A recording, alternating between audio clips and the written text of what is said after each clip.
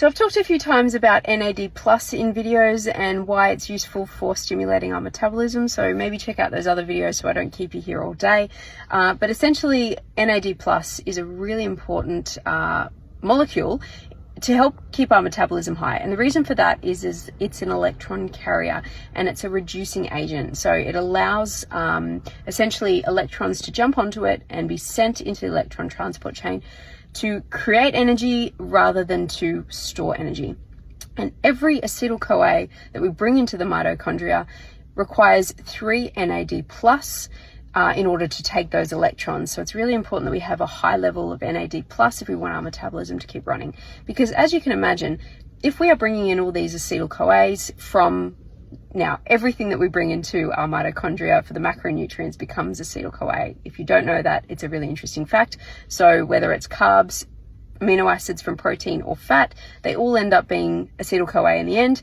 And it's those acetyl-CoA that require 3 NAD plus in order to take those electrons and send them to the electron transport chain. This ends up creating energy. So it's when our NAD plus levels start to run out that this is when our cell goes, oh, okay, we're running out of the electron carriers, the taxis for the electrons. And so those acetyl groups end up basically building up, and that will turn off the enzymes of the TCA cycle, slow our metabolism down, and instead of creating new energy, we end up clicking those acetyl groups together and they create things like new fat, for example. And so it's the NAD plus levels that help our metabolism to keep running. So there are a couple of ways that we can help to increase our NAD plus pool as opposed to our NADH pool, which is essentially our reduced NAD plus. And this is the one that we don't want too much of, because this is where we decide that, okay, we are not burning anymore, we are shifting to a storage metabolism. And it is important to note here, of course, that with all the trillions and trillions of cells in our body, we're never going to be only storing or only burning. But it is important, if you're wanting to stay lean and fit and essentially lose body fat as opposed to creating new body fat, you want to be shifting more, I suppose, to being in the burning metabolism than you do in the metabolism that is storing and clicking those acetyl groups together. And so, as I said, NAD plus plays a big role in this. How can we create or regenerate our NAD plus pool in our body so that we can keep our metabolism going? Now, I'm not going to go through the pathway today because I'll keep you here all day, but essentially by consuming a lot more saturated fat and having more stored saturated fat in your body, this helps to regenerate our NAD plus pool. And essentially the reason we're doing this is we're creating more reactive oxygen species via FADH2 inputs into the electron transport chain. This creates a lot of hydrogen peroxide. We end up using the glutathione, and essentially down the line, this helps to regenerate our NAD plus pool. So first one is making sure that you are consuming a lot of saturated fats. Now, the ones I love the most are palmitic acid, which is a 16 carbon fully saturated fat, and stearic acid, which is an 18 carbon fully saturated fat. I might talk in another video why stearic acid I love so much, but palmitic and stearic acid are really important, and you'll find them in animal fats. Essentially, stearic acid is very high in something called suet, which is the kidney fat that you'll find on animals. Tallow is really high in stearic and palmitic acid.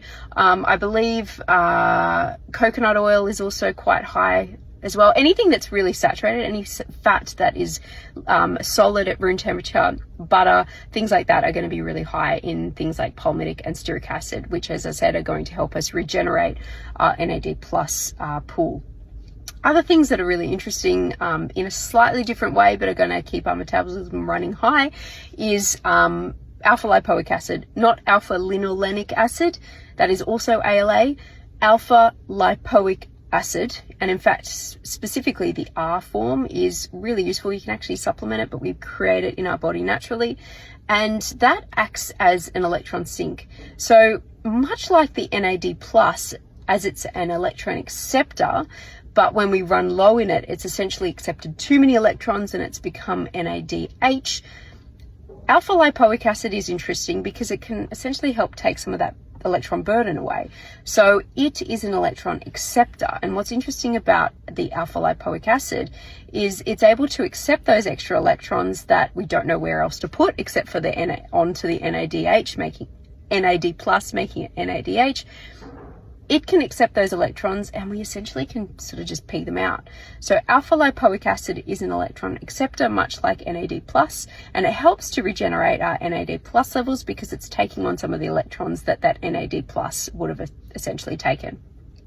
Another interesting one that I want to do more research on, but I've read a little bit about and I think it's very fascinating, is glycine. Glycine is an amino acid. You can supplement it, but you can also get it from your diet by consuming lots of things like collagen-rich, like actually collagen powder, collagen-rich foods like tendons, and anything that's a little bit collagen-y is going to have a lot of glycine in it. And glycine acts a similar way as alpha lipoic acid. It's an electron acceptor, and it essentially binds to those extra fuels, and we can sort of just pee them out. So I think that's a really fascinating one. What else? An interesting one is pyruvate. Now, pyruvate you'll get naturally if you are going through a lot of glycolysis, so you're breaking down a lot of carbohydrates. Now, of course, you are going to go through a lot of glycolysis when you're consuming a lot of carbohydrates, but you're also going to be going through glycolysis as well, even if you're not consuming carbohydrates, because you make your own endogenous glucose when you are going through gluconeogenesis, and it's that pyruvate that actually also helps to increase our NAD plus pool. Now, as I said, you can go through glycolysis, create pyruvate that way. You can also supplement pyruvate, which is an interesting one. I have seen pyruvate supplements. I haven't tried it before, but you can actually supplement it, and yes, it does help to increase our NAD plus pool. Another interesting one that is related there is if you are going through the pentose phosphate pathway, which will occur when you are going through glycolysis as well. Just inevitably, we do some pentose phosphate shunting, and that also helps to regenerate our NAD plus pool, but obviously you can't supplement with that. But there are a couple of B vitamins that are important in the glycolysis, in the Krebs cycle, and in the pentose phosphate pathway. So making sure you're getting enough of your B vitamins here are important to help regenerate our NAD plus pool. And on that note, NAD plus requires precursors, of course. And so if you want to have a nice high level of NAD plus, you need the precursors. And the precursor, one precursor you may have heard of, is nicotinamide riboside. Now, nicotinamide riboside is derived from B vitamins, and so you can actually supplement that as well. So by getting a little bit of nicotinamide riboside, or MN as well, is also a precursor. And as I said, you can also supplement that. What else? There is another supplement that I actually haven't tried, but I've researched heavily, and that is called theobromine. And theobromine is found in moderate amounts in black tea, but very high amounts in something called pu'er tea. I don't know where the origins of that is. I don't know. I'm not going to say where the origins are because I actually don't know. But there is a particular type of tea that you can buy from iHerb, and it is called pu'er tea, and it is high in something called theobromine. Now, theobromine helps to stimulate our metabolism via increasing our bile acid production and increasing the release of bile from the liver and increasing the release of the bile from our gallbladder. And so by utilizing theobromine, you can actually, as I said, you can use the pu'er tea.